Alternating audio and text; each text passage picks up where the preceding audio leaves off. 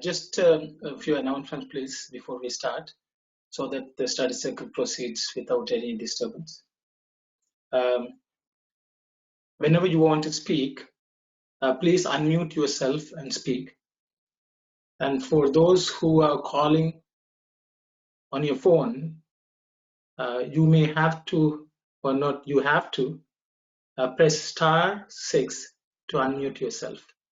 And you will hear an announcement from your phone that you have been unmuted. And then after you finish speaking, please mute, so that there is we avoid background noises and any feedback. Thank you very much.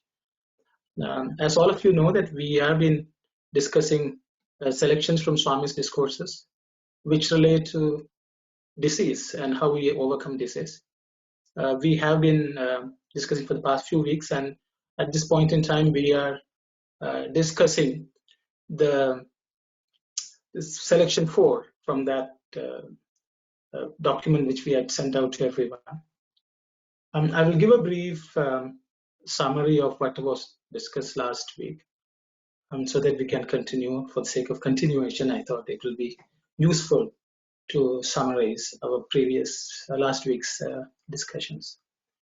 In this, Swami has, in the last selection which we have been discussing, the first few paragraphs, Swami says that one who has compassion and all the good qualities, the human values in them, they never have to fear from any disease, fear of any disease.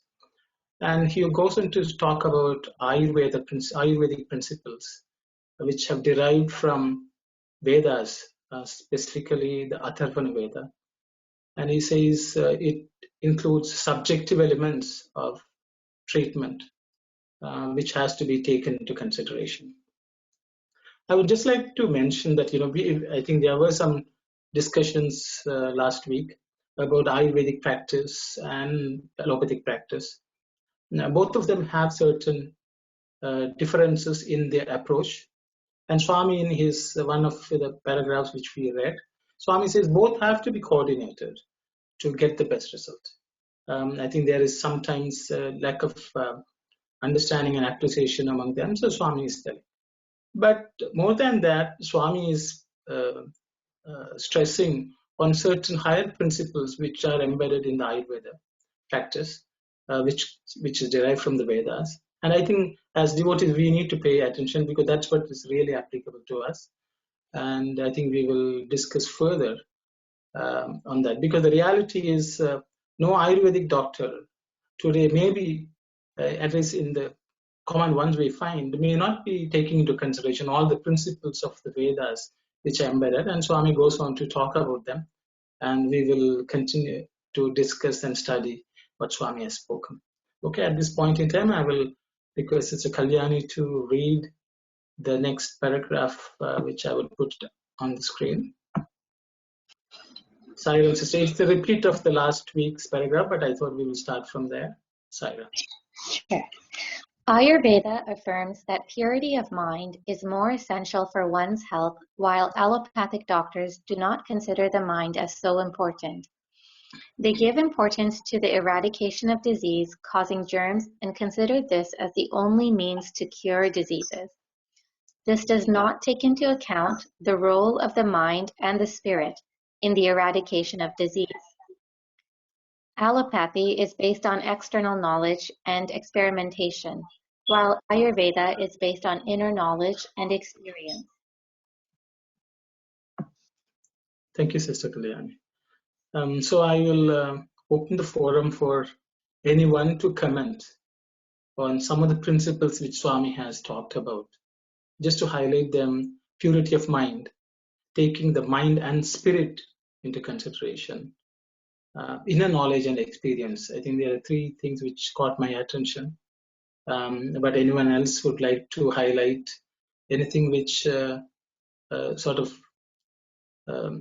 struck a chord in your heart as to what Swami is trying to tell us? Because ultimately we, as maybe the non-doctors or even the doctors, all of us have to take into consideration what Swami is trying to teach here, and so that we can put it into our own practice on a daily life. Sairam. The forum is open for anyone who would like to share your thoughts or pose any questions, which participants can.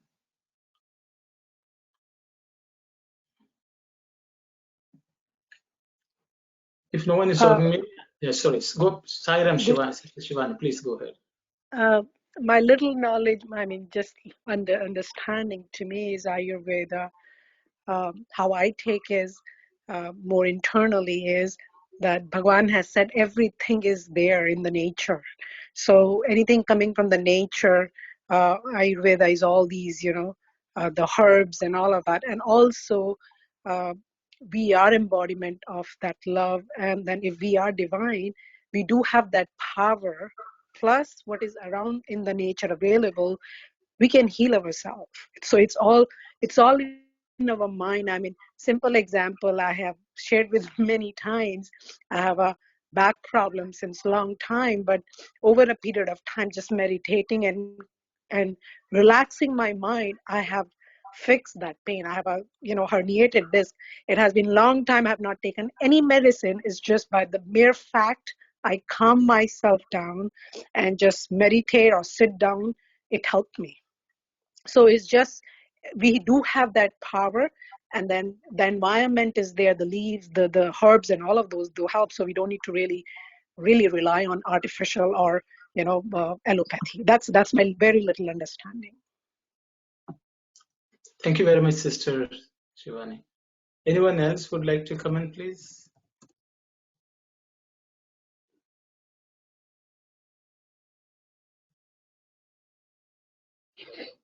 Sairam, even in allopathic medicine, there are therapies such as cognitive behavioral therapy and biofeedback and other things, but they haven't been explored much or utilized much because of like our previous discussion of how the quick fix part of allopathy has been utilized much more. And the problem is each paragraph tends to almost sort of have point-by-point comparison between the two streams of medicine, but we have to try to get away from the temptation of comparing the two point by point, word by word, and try to take the overall essence of how to integrate and align your mind, body, and spirit. And in not just Ayurveda, in many types of traditional medicine, be it Tai Chi, Qigong from China, a lot of other alternative streams of medicine. But the way the paragraph is, it's almost like makes you want to compare point to point, but that's the temptation we should probably resist. However, from the allopathic standpoint of view, I just wanted to say there are things like cognitive behavioral therapy, psychoanalysis, many of these that do help patients with chronic diseases delve deeper into themselves and realize the importance of aligning the mind, body, and spirit together. Thank you. Thank you very much, sister. Thank you very much. I think it's important that we all should take, the reason we are doing all these studies is for our own self. What are the principles which we can take into our own life and make our life better? And so we should not give in to the temptation of finding fault of sorts, comparing and saying that's not good. It is just that we should see how we can make use of any system for our benefit. Thank you. Anyone else would like to say something, please?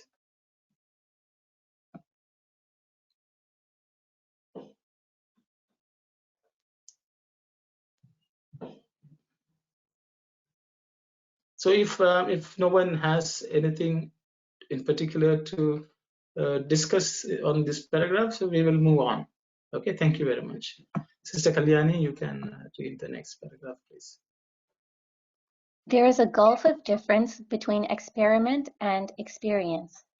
Because of the difference between the subjective and objective approaches, in course of time, allopathy resorted to the use of antibiotics to deal with various diseases. The antibiotics act powerfully and yield quick results in curing a disease. But in the process of curing a disease, they give rise to adverse side effects.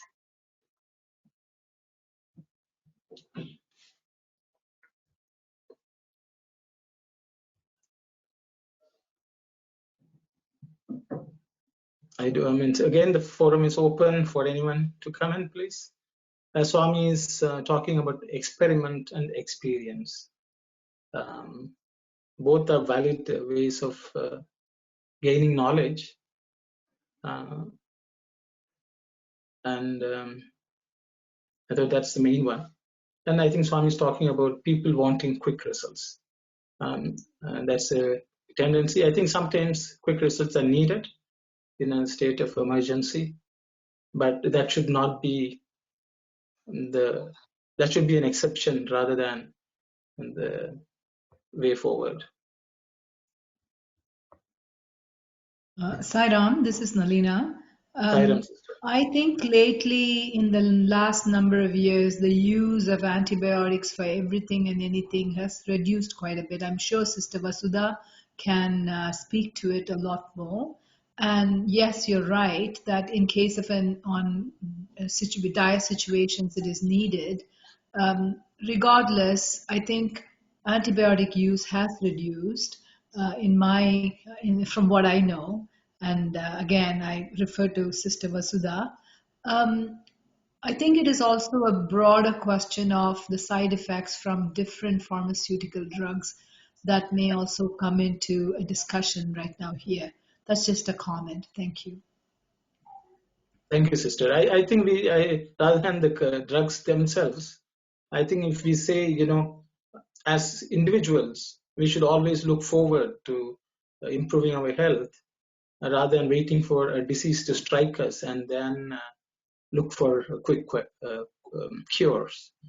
I think Swami is sort of alluding to that is what I sort of see here, because we are all ignoring the subjective and going with the objective.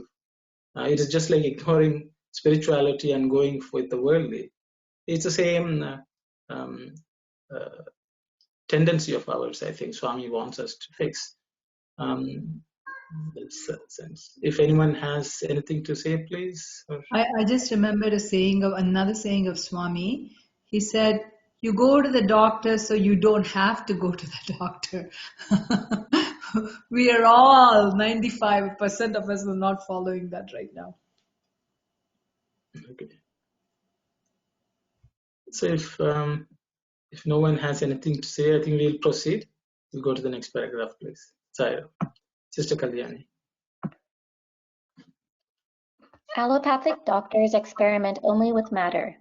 They do not take the inner consciousness, self, into account. In spite of the prodigious technological developments in the world, man is not able to enjoy peace. Peace cannot be achieved by knowledge of the physical. Peace should come from inner feeling or the spirit within.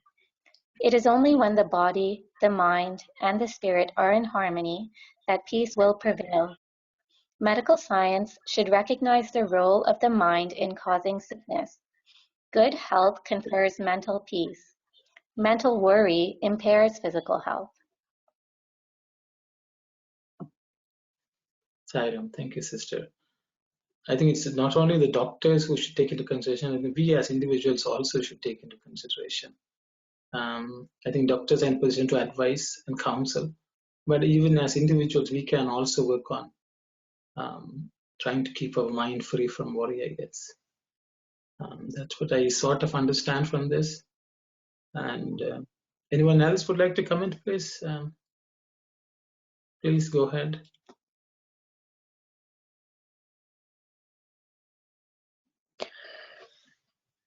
I mean, nowadays, this is Shivani.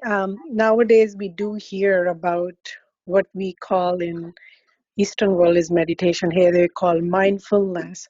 So here also we are realizing that many, many times the disease is not physical, it's in our mind. The mere fact we fix our mind, all our physical ailments are fixed. And there are so many times it happened that, when I am sick, and I'm literally taking Swami's thing is everything is in your mind. Many times I'm sick and in the bed, and the third day, the mere fact I said, I am done. I'm not going to lie down and I'm going to do my work. Believe me, there's no flu, there was no temperature, and I was okay. It's just the mere fact when you talk with full conviction to your mind, it does happen. So I strongly believe that's what Bhagavan is saying, that, again and again and from time to time is, yes, physical ailment is there, but everything is in your mind. If your mind is strong, you are strong, the body, so mind over matter. Thank you, Sister Shivani.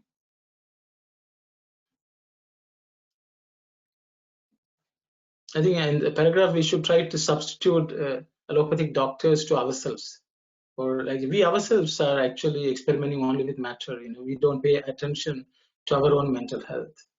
I think that's what Swami is referring to. I think we should try to avoid worrying. Those are 2 points which I thought for us to take to heart. This is Janani here. Yes.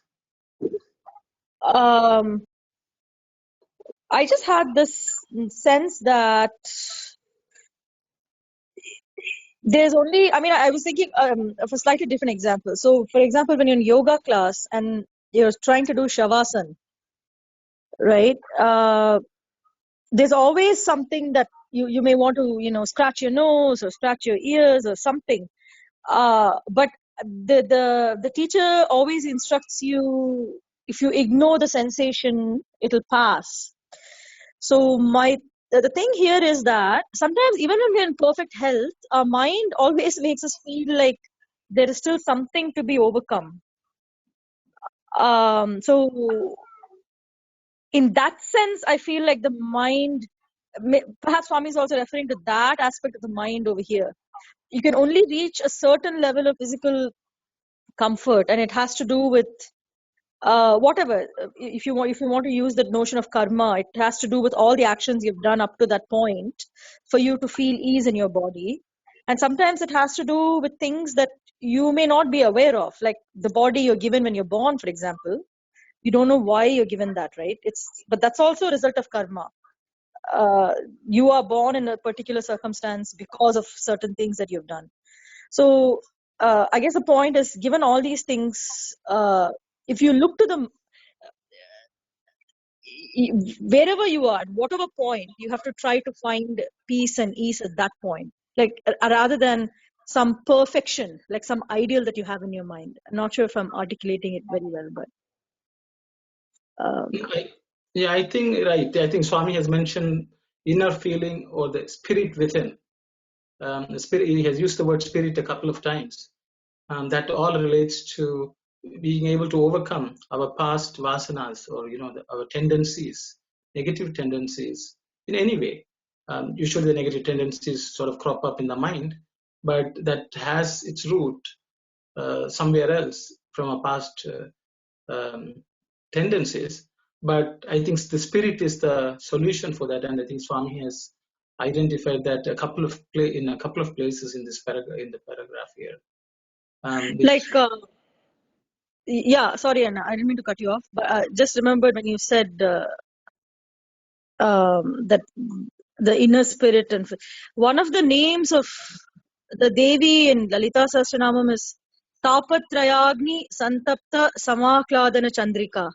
That means that the Tapatrayam, Swami mentions this, Adi Daivika, Adi Bhautika, Adhyatmika, the 3 causes of disease or unease.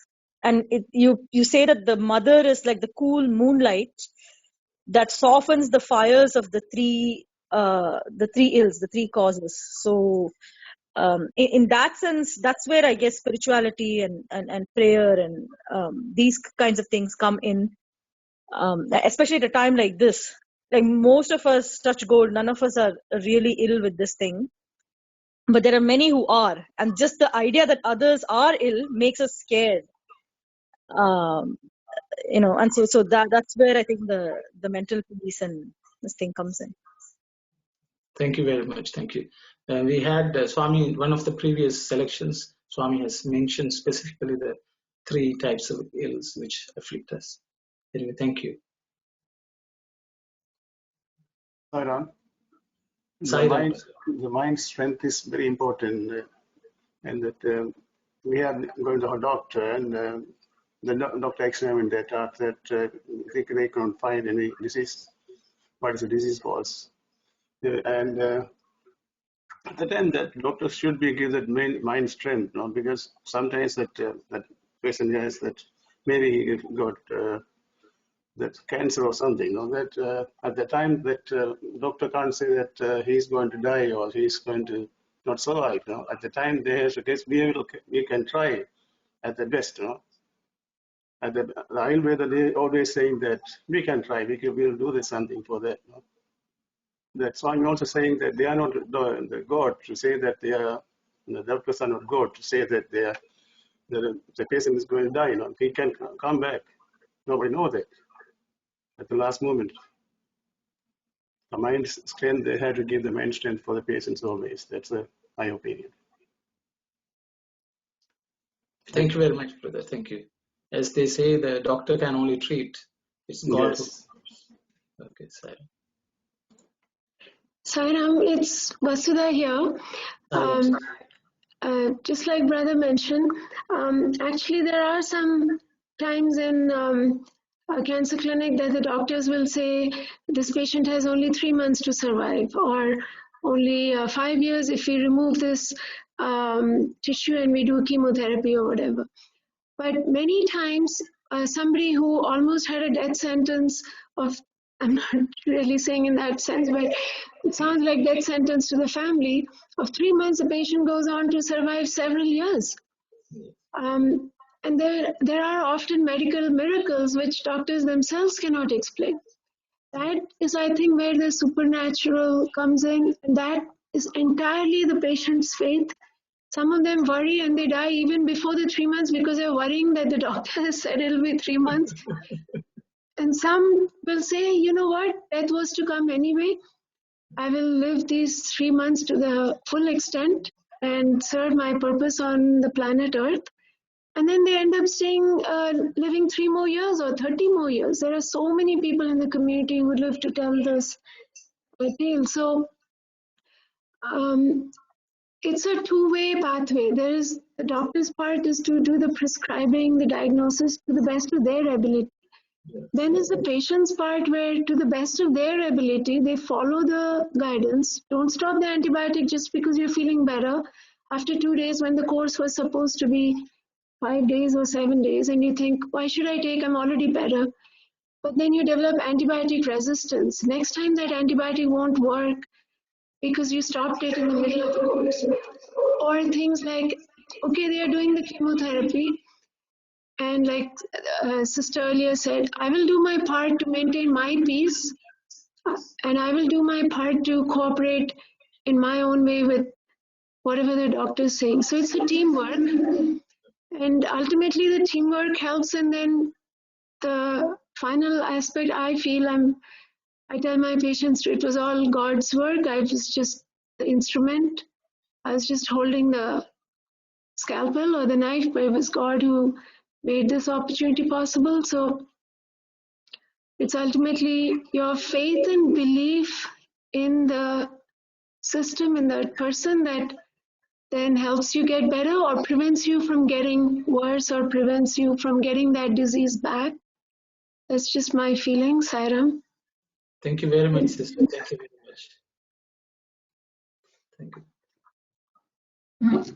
Sairam, brothers and sisters, this is Ananthi Mahendran. When I look at this particular paragraph, in this one, we focused on the peace, specifically the mental peace. When I look at all of these, not only the peace, all of these would be applicable to the mental happiness too.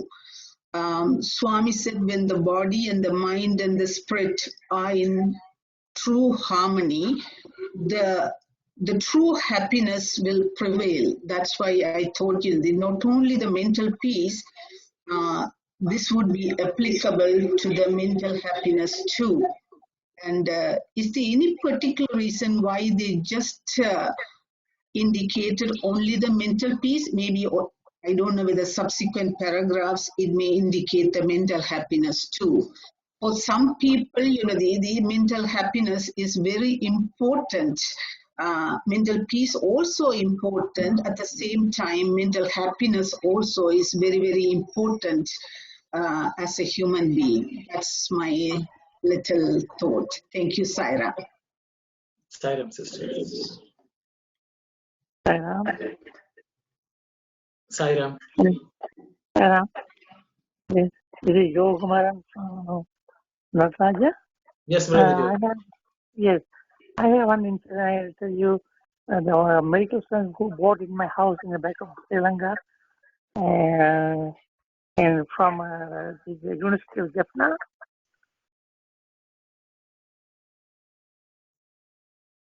Can you hear me? Can you hear me? Yes, brother. Please go ahead. Yes.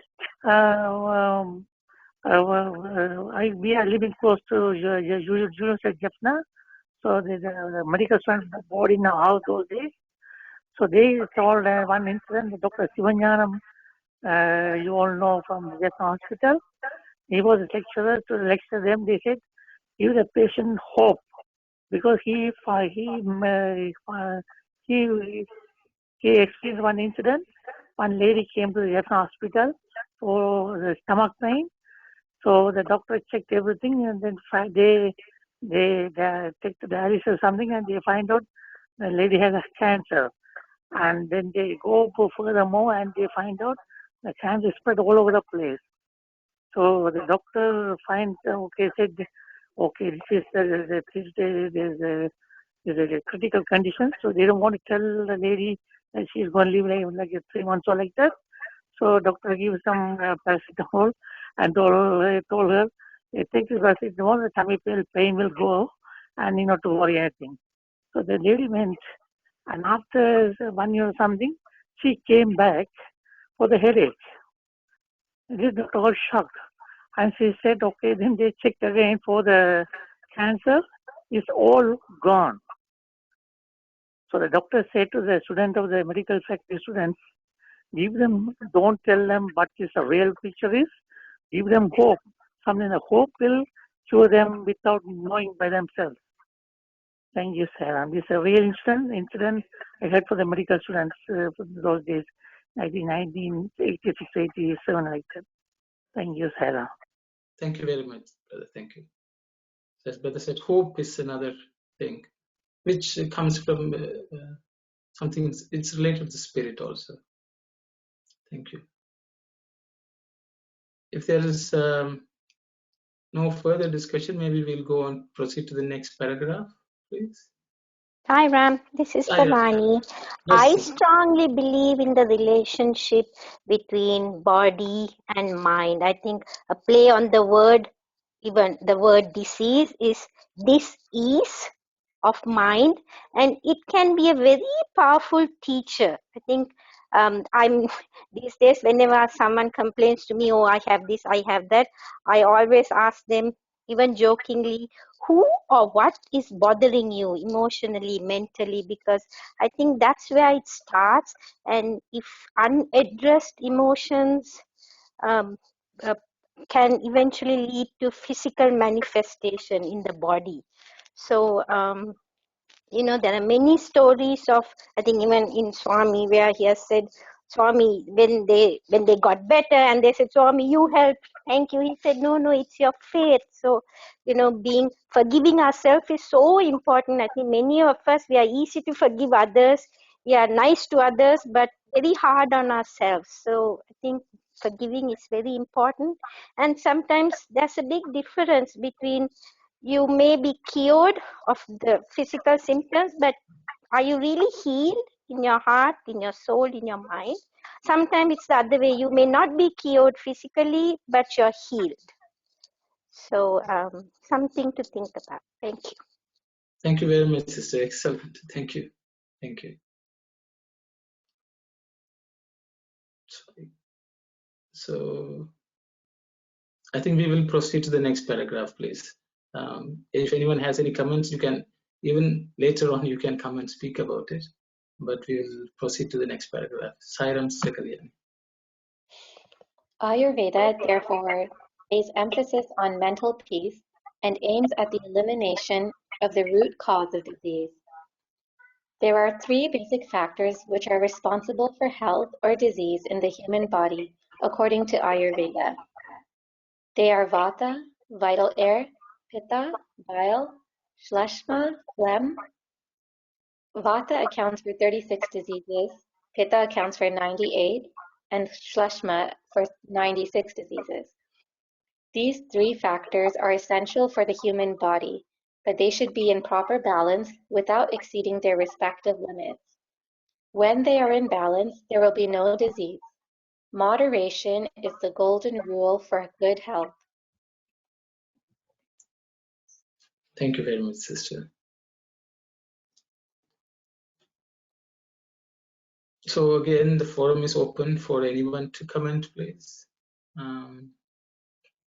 Swami is talking about the root cause of disease. I think Sister Bhavani alluded to accumulated mental issues. It could be worries, it could be fear, it could be various kinds of emotions. They all cause havoc in our body and can destabilize the balance which Swami is talking about between Vata, Pitta, and Shleshma. And so he wants us to, I think mental peace also helps in the balance. And Swami also speaking about moderation. I think moderation in everything, the food we take, what we take, etc. I guess. Anyone else would like to comment, please? Sairam, this is Sai Lakshmi. Sayam. Hi, Sairam. So I would actually like to say that, mental strength is very important. So whatever we think is actually what manifests. So if we keep thinking that, we have a disease and we are weak, I think, our body actually gets used to it. And I also agree to the point that everything needs to be in moderation, because too much sleeping also will make us very lethargic, and too much eating also, it makes us feel very sluggish. So everything has to be in moderation. Thank you very much, sister. Sairam, anyone else would like to say something?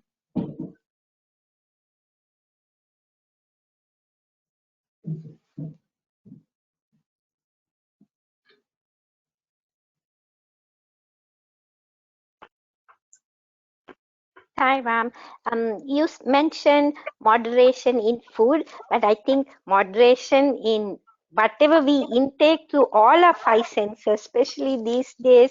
Yes, people are so, I think, not even realizing that they're addicted to their devices, sleeping with it. That's the last thing they see, and before they sleep, the first thing they see when they open their eyes. It's good to, I think, police ourselves once in a while and say today is phone free day, or once a month say I'm in silence today.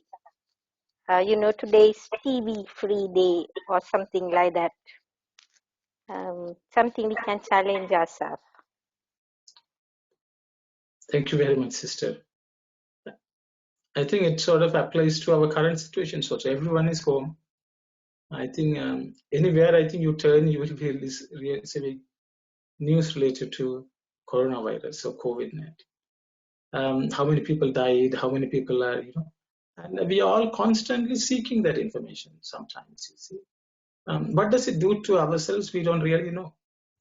We really don't know. But we spend time, trying to digest. Then we not only we hear, we listen, then we talk to others about it. And I think that also, as Sister Bhavani said, that's also type of food, type of intake, and some moderation is needed, because we need to know whether that piece of information is really useful to us or not. Sometimes we look for that information because we don't know when things are going to become normal. We are sort of impatient sometimes. things are going to run their course. But mind is not at ease, then that becomes a disease, as Sister Bonnie previously pointed out. On that point, Brother Arun, I would like to also make a comment. In the beginning, when all this COVID came, all of us were really anxious a month ago when everything started to shut down. And I found for me, every time I watched on screen, my ears and listening, my eyes are seeing, and the mind is absorbing. It affected me really, really badly. It just made the rest of the day, even though I didn't watch it all the time, the little time that I did watch, I felt out of sorts and wasn't my normal self. And then I realized that I should just spend half an hour a day reading instead of watching and hearing, because when you see all the scenes, and media has a way of showing people, like I was very disturbed when lockdown occurred in India, when all these people were running around and they are migrant workers. I was feeling so bad. And then they show Africa, all these scenes kind of get into our minds. So I relate to what Sister Bhavani, I think, was saying about we have to be careful. For me, what works is half an hour to read instead of listen and watch into my eyes. Just read it and digest the headlines, so you are in the loop on what the latest things that are happening is. It's so true, what you were saying, Sister Nalina, because Swami always says television is television, meaning it's a poison that enters into our mind. It never really digested into my mind till I experienced it myself 10 or 15 years ago. I heard on the news there was this little girl who was kidnapped, and those who kidnapped her asking for ransom. And it's apparently had to do with family and something that the little girl was not even involved in.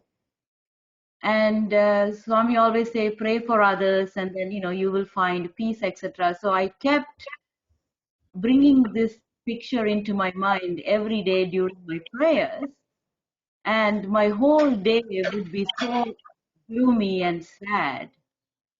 I felt, oh my gosh. And then it took a while to understand. Now, yes, I was praying, but it's overtaking my whole day. What good is it actually doing, right? So I stopped watching the news. I continued to pray for her, but I was not really as engrossed in the news. It helped with my well-being, my mind is during the day to day, but I was still able to feel and then pray for the little girl. I think she was released later on successfully. So a mind plays a very important role in our health, in our physical well-being and day-to-day life. There is a story where, one person said, there is a black dog and a white dog racing in my mind. I know the white dog will always win. So when they ask, how do you know the white dog will win? Because that's the dog I'm feeding. So the what we feed into our thoughts, right? So that's the choice. What kind of thoughts are we entertaining, like Brother Aruno said? They are even talking about with this coronavirus. This is so overplayed, and people's mind is being brainwashed by pharmaceutical companies and to make money. They are saying that even the government is not giving us the good picture, because if they put the scare into the minds of the people, then everybody will run for cure, run for vaccination. So only thing is all these people in this capitalist society trying to make money out of this, but we don't know that, right? Like we don't know that. I don't think we have the facts. I also don't think they're giving us the fact, but only thing we can do, I think, is, choose what we entertain in our day-to-day life in terms of our health, whether it's a mind or physical health, and be strong and observe the resilience, observe the faith that Swami wants us to have, and observe the good healthy habits. Sairam, thank you. Thank you very much, sister. Thank you very much. Sai Ram, this is Bhavani. I hope it's not too soon that I jumped in again. But Sister Nalina, please, and everybody out there, please do not mention the C word anymore. There was a nice talk out of the US at the beginning of this situation where they said, don't mention that, because what we give energy is what grows.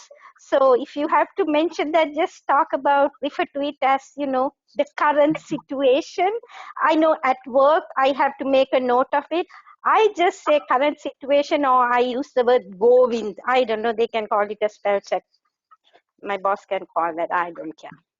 So people, please, I think, don't even refer to that word. And I just want to share one small story, please. I remember reading the book Sri Sathya Sai Anandadayi. It's written by this person, and the author had once met this Swami Dayananda Saraswati of Rishikesh. And she had asked him, Swamiji, do you spend all your time in Jabam and Dhyanam? And they said, no. Mostly we do. And then in that talk, he mentions that when they hear about calamities or anything sad, you see, they said, instead of just saying, Ayo Pavam, send out a sincere prayer. Swami, help these people. And the wave of these thoughts is supposed to enter the heart of some kindred spirits, and through them relief activities get initiated. So next time you see TV, in a way we want to know what's going on, but instead of, send out a prayer. When you're on the road, you see an ambulance, I always just Swami Sairam or something like that, and hopefully this way we can pray for the others, and it can be a good experience for them and a chance for me to think of Swami at that time. Thank you. Thank you very much, sister. Hello, Sairam. Sairam, brother.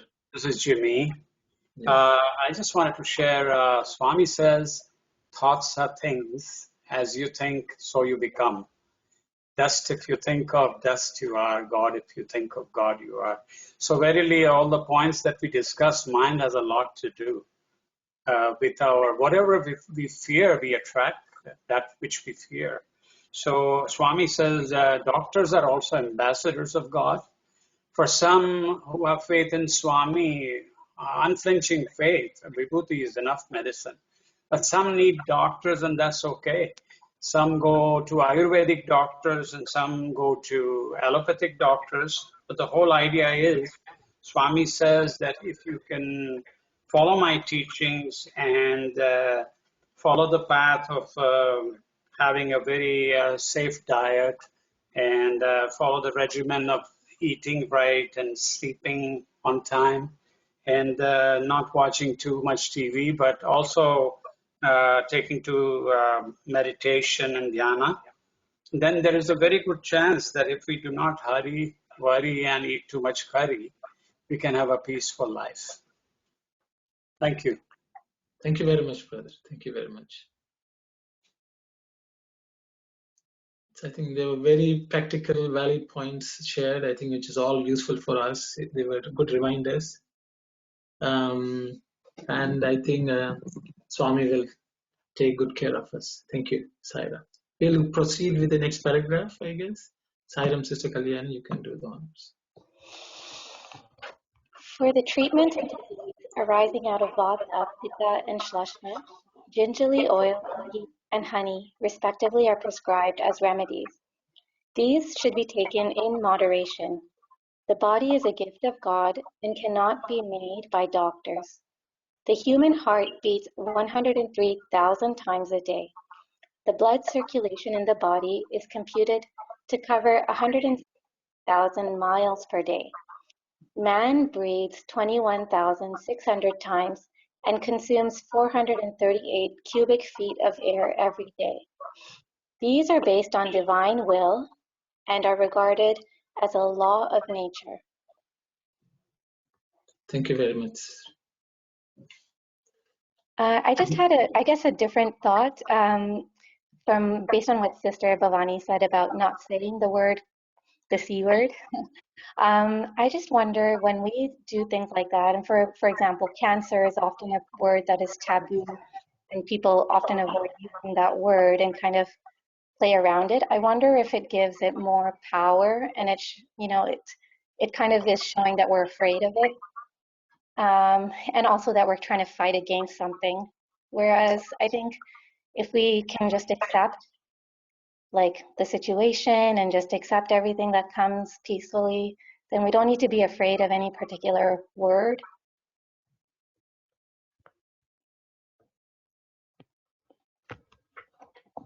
Sairam. Yes, sister. Sairam, Sister Ambika speaking. Yeah. The situation she said, the current situation, for me is like I take it very, very positively. The Swami gave us this for us like a golden opportunity for me, like staying home and spending time with children with all the time they don't think about anything, running and doing things like that. They don't realize the world how is happening and things like that.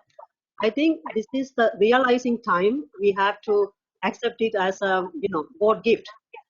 For my own experience, for last few years back, I had a sickness with the end of the emergency. They said I have a cancer or something like that. That time I booked a ticket for Sri Sai Baba first time visit.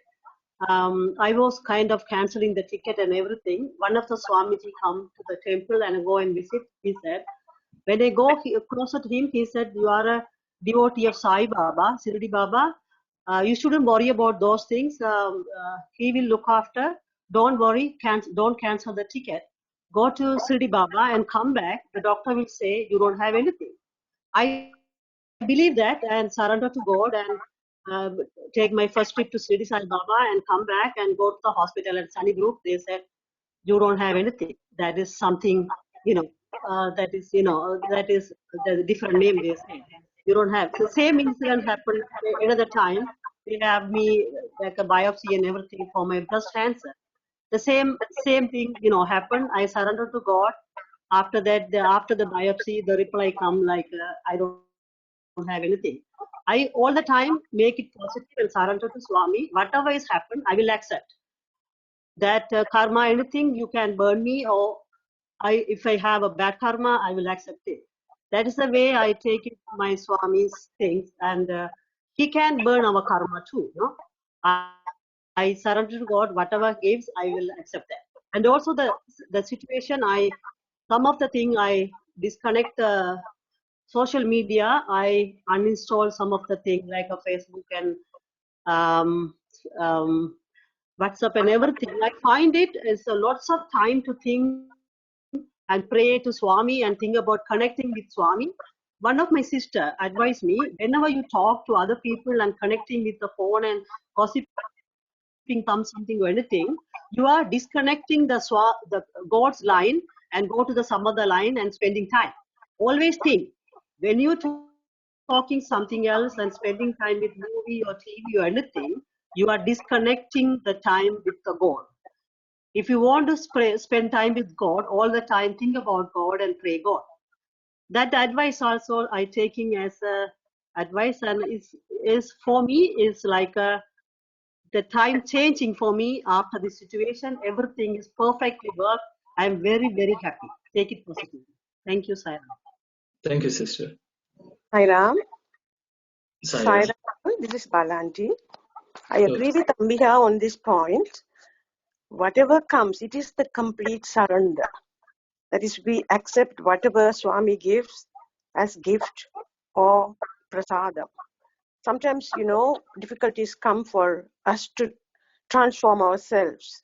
So whatever Swami gives, if we accept it with a positive mind, and then Pray to him means you need not pray to him every time, but whatever small little jobs you do, small activities for anyone, selflessly if you do, and think of Swami, do things in Swami's name, then that is what Swami expects from us.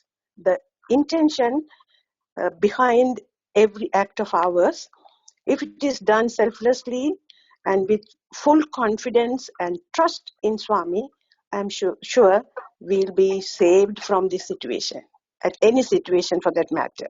Thank you, Sai Ram. Thank you, sir. Ram, I would like to give some suggestion to get rid of this disease. We have to work out in three levels, that is body, mind, and spirit level. For body, we have to, when we are ill, we have to change our eating habit. We have to switch that eating habit. When we switch that eating habit, actually body, the cells are conscious. They immediately start to react in opposite counteractive way. So that's what I feel. So the body, we have to give the body to heal itself by changing their internal system or internal chemical system. That is for body. And another important factor we have to practice is fasting. Fasting is a good practice that pushes the body or make the body to work out their own program and effect healing. So that is for body. Then again, mind, meditation is the best method to make an effect on the thought process. So meditation, we have to affirmation. Affirmation is the best process. We have to the thoughts. We have to use the thoughts, affirmation thoughts, to make the mind more stronger. So that is there are certain process meditation. Then after that, spirit level, we have to actually see spirit itself. It has the power, and we have to dispel the ignorance only. We cannot enhance the spirit because spirit itself is more powerful. But we have to get rid of the ignorance or darkness about the mind and body. So when we dispel the ignorance about our body and the mind, the spirit itself start to work out their own program, and easily the disease can be dispelled. So that is my humble suggestion. Thank you. Thank you, brother. Thank you. Sai Ram. Sai Ram, sister. Sai Ram, brother. So when I read this paragraph, what comes to mind is it says here the body is a gift of God, right? So how the body beats, how the heart beats, the blood circulation in the body, and the amount of air we consume, how we breathe and everything, that's all nature and it's all God-given. So basically what my understanding of this is that we have to go with the universe. So whatever the universe brings to us is something that has been given by God. So we have to accept the current situation the way it is, do whatever that's needed to be done, and that gives us mental peace because we know things are not everything is under our control. So there was an earlier question about how the difference between mental peace. One of the sisters mentioned that there was a question if we can attain mental peace, how can that translate to mental happiness? So accepting the current situation, the presence, the moment that we are in right now, and being content with it gives us not only mental peace, it also gives mental happiness to the body, and that makes us live in the moment. So basically just accepting what the situation we have right now, and whatever comes, and then take it from there. And that's how I see and I translate this paragraph. Sai Ram. Thank you, sister.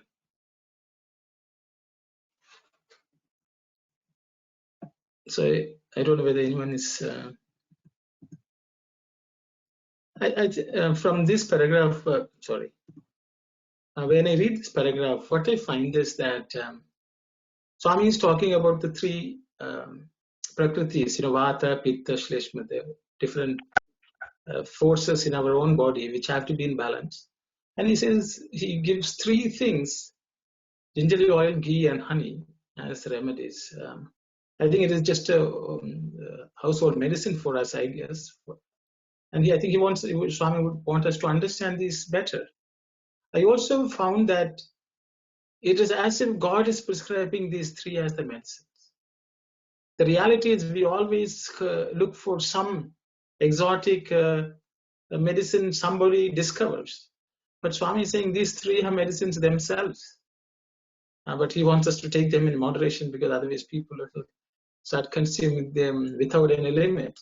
He says, so I think what I found is we forget that we are alive because of God. But every day we have been alive for days.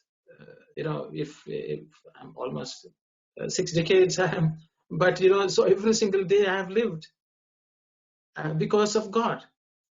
But sometimes we forget. We forget that without God we cannot even live. When that is the bulk of our entire life, and there is natural medicine God Himself has created, we sometimes rely on humans to look after us and save us. And I think Swami is trying to point that to us. The real devotee will rely on God more than anyone else. And once we rely on God, we will not have fear about anything, because we have lived all these years because of God's grace.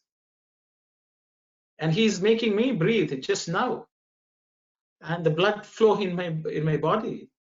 But we sort of ignore that fact. We don't keep it alive in ourselves, because once we have that, we know that He is more powerful. He has the medicines. He has given if the food, natural food which we eat, if sattvic food, if we eat well, that is medicine. Why are we? That's why Swami, one sentence Swami says, the body is made by God and cannot be made by doctors. And that sort of nails it, in my view, because we don't realize that we are alive because of God, not because of anyone who has not even looked at us or not even treated us. But we all will run to a doctor and wait for some diagnosis, looking for some medicine. The thing is, that is a trick of the mind. The mind has forgotten, made us forget that the spirit is the cause for our being alive.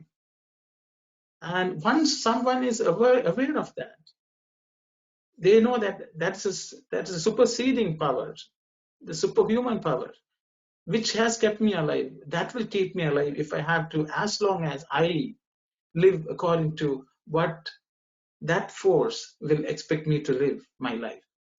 And I think that's what Swami wants. Swami is going into greater details of how many times our heart beats, how many times we breathe, how much of blood is flowing.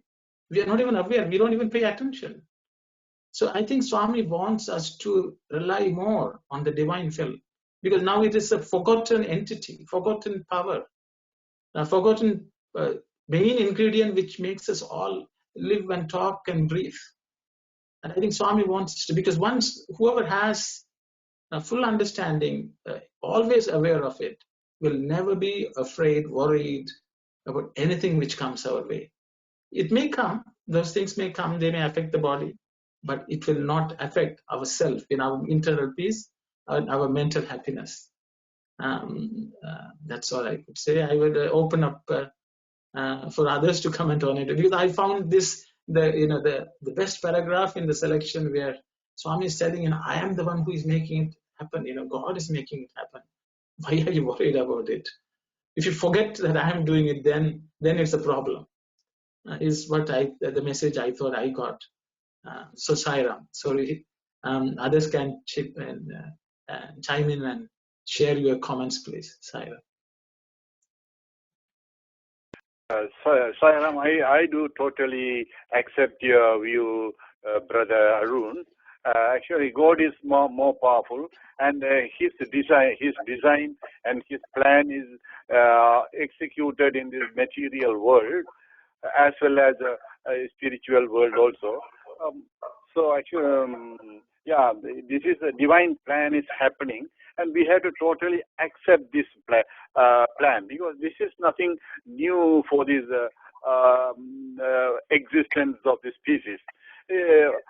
Because in our body there are more bacteria and viruses than our human cells. So that is, we are actually powerless.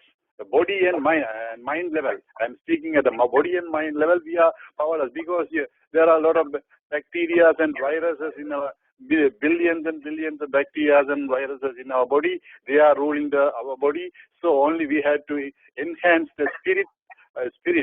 Then when we enhance the spirit, all can be controlled, and then we can be healed. Thank you, Sai Ram. I want to add something here.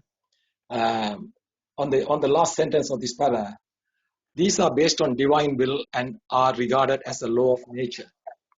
So if you consider the evolution, the human beings are on the top of this. If you consider as a triangle, we are on the top of that on the evolution. So if everything, the man breathes like 21,600 times, and the blood circulation is like 168,000 miles. Well, the law of nature also wants to maximize the number of human beings can survive in this world at this point of time. That is also maybe something click into my mind. That is also a law of nature. How much the human being can have. Say for instance, if it is a forest, like the lions are eating the animals that below, and the other animals, they are eating the below animals. So the number of lions, the certain number of lions can only survive in the evolution. Same thing, the law of nature applies. If you apply the law of nature, the human beings for this universe at this point of time, this much can only be there. That's my understanding on this. In addition to Arno's point, like we have to believe in Swami. He has already prescribed the medications for us, and on top of it, that is my take on this one. Thank you. Thank you, brother. Sai. Hi Ram, it's Bhavani. I would like to pass on something that I learned. Maybe you know already, if not. So it's about ghee. In Canada, how it's solidified, especially in the winter. So I used to be lazy and just take it out of that and eat it with my food. And then someone told me that you should never be eating ghee in that solid state. It has to be eaten in liquid form. So if that means you take out a spoon and then warm it separately, you can even hold it, put it in a container, put it in some hot water, and then eat it that way. So much more better than eating it solid. Thank you. Sai Ram, sisters and brothers, I just have a little question. The diseases are arising out of Vata, Pitta, and Slishma. And can anybody tell me that what kind of diseases arising out of Slishma? I know in Tamil they say kabam, but I don't know the meaning. So you want someone to list out the diseases, sister?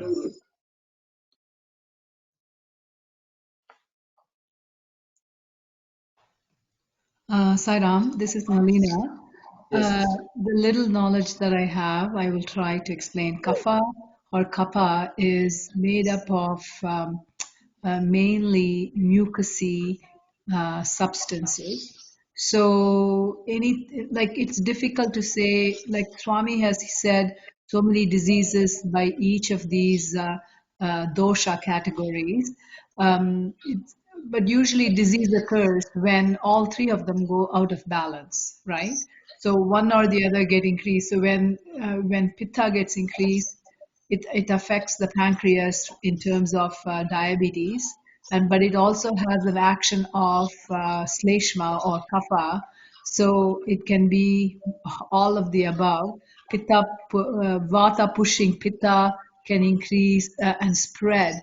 And it's a little bit of a complicated question, but I can't, off the top of my mind, tell you this is the disease for kapha kind of thing. right? Because it's mainly has to do with keeping all three of them in balance in our body. When they go out of balance, bad things happen.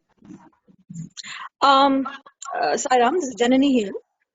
One way to understand Vata, Pitta, Kapha, just quickly, is each of those elements have kind of sub-elements to it. So, for example, while Kapha is phlegm, the way to understand Kapha is as a combination of water and earth. So, for example, in the physical body, diseases like tumors technically are also Kapha because they're heavy on the earth element, and diseases like congestion, chest colds, weight gain, all of these things are all vitiation, V-I-T-I-A-T-I-O-N, vitiation of Kapha dosha. And an interesting thing is, these three things, Vata, Pitta, Kapha, are actually called doshas. In Sanskrit, dosha means, and in Tamil also I think they say, dosha is actually a flaw. So Prakriti itself, and then I think you can go into the Bhagavad Gita, for example, to say that Sattva, Rajas, and Tamas, the three gunas, interact with the five elements, right? Earth, water, fire, air, ether, and this interaction of the gunas and the elements together creates these forces, Vata, Pitta, and Kapha. So Vata is the tendency of the body to have disorders relating to air. Pitta is the tendency of the body to have disorders relating to fire.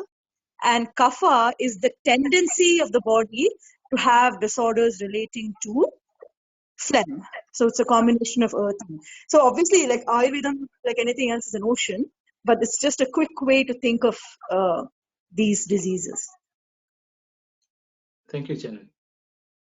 Sister Ananthi, maybe anyone else is going to comment? Or I think my understanding, sister, you will not be able to find equivalent, like if it's 36 diseases, if you are looking for the type of diseases which we know in the common parlance, if they relate to one Vata or one Prakriti or other, you will not find an equivalent.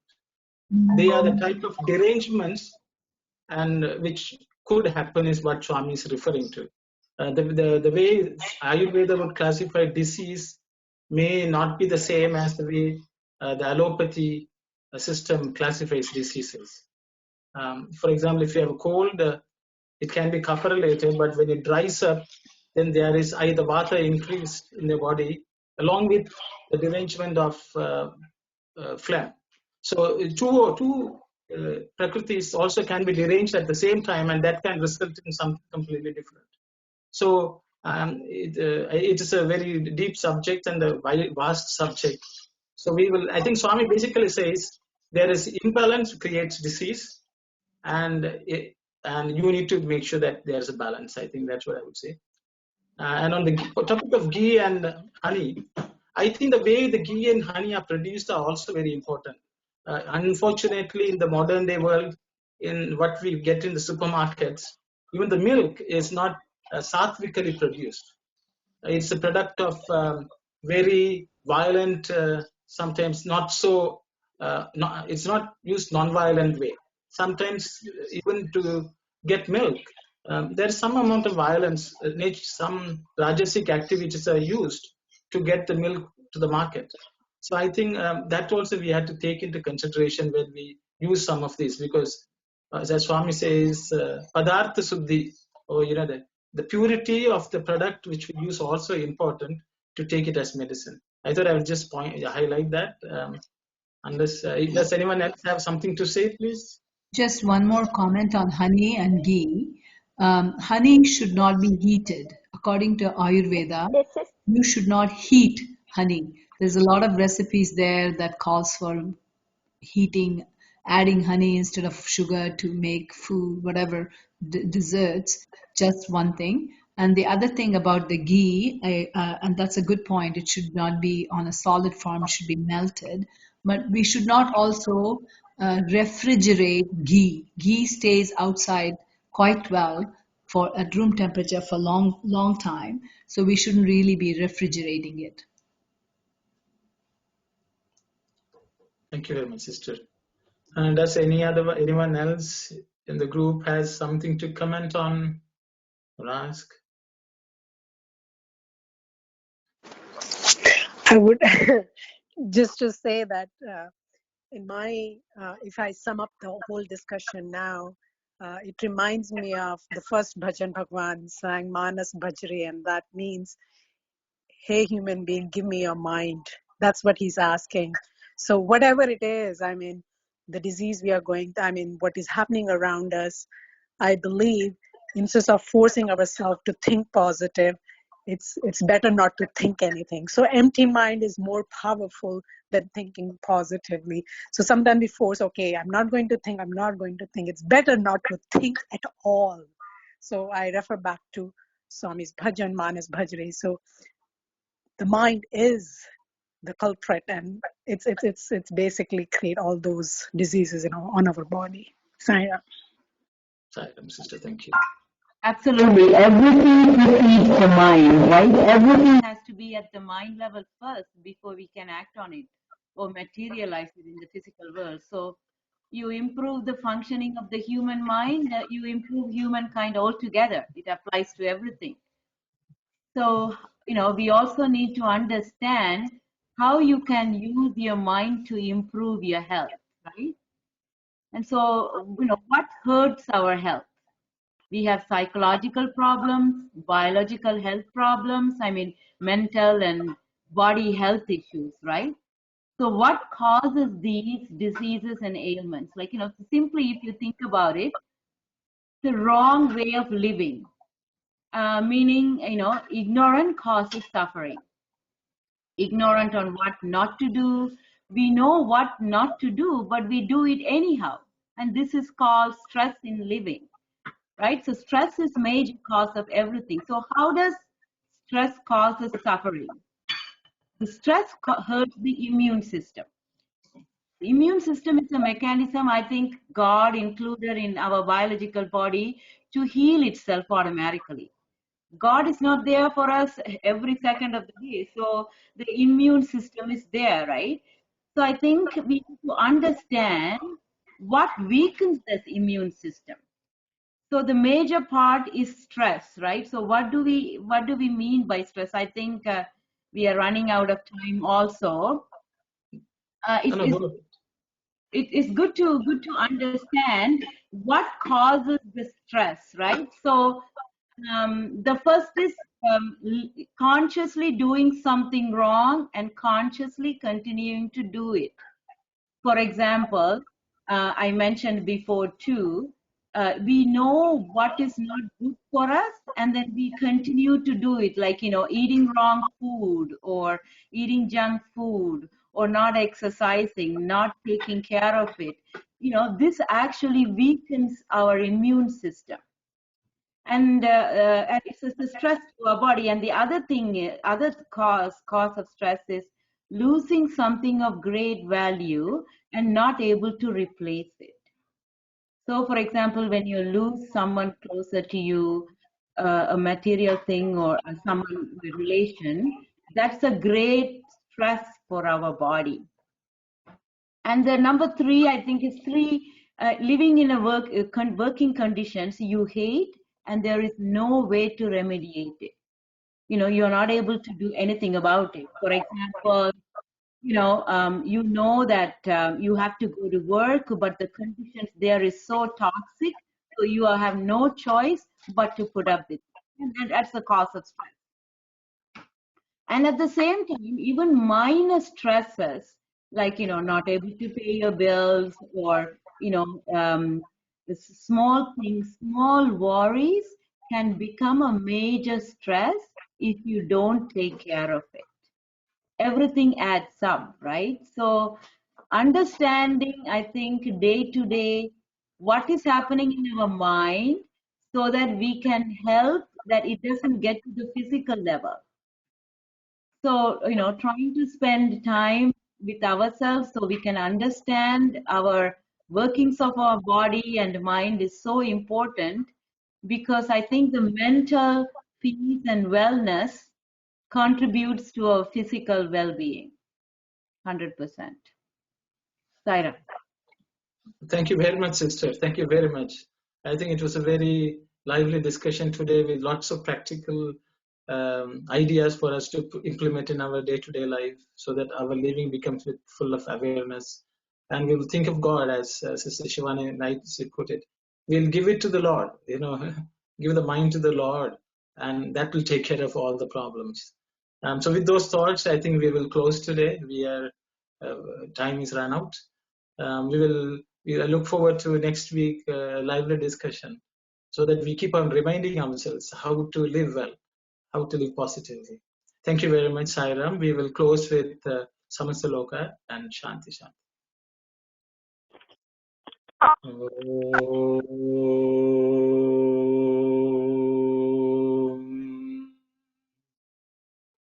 Samastaloka Sukhino Bhavantu. Samastaloka Sukhino Bhavantu. Samastaloka Sukhino Bhavantu. Om Shanti Shanti Shanti. Jai Sairam. Sairam. Thank you, Sairam. Sairam.